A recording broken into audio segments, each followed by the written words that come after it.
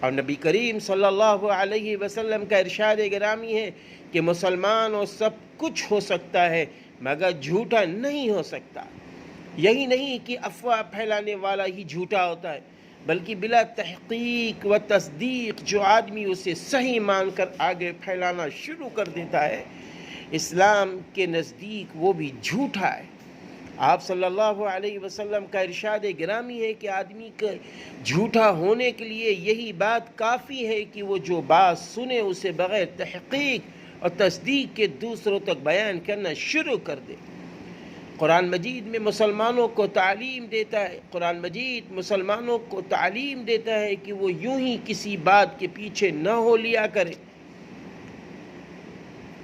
اللہ تعالیٰ فرماتا ہے کہ جس بات کا تجھے علم نہیں ہے اس کے پیچھے نہ ہو لیا کرو، کیونکہ کان، آنکھ اور دل ان سب سے قیامت کے دن پوچھ ہوگی۔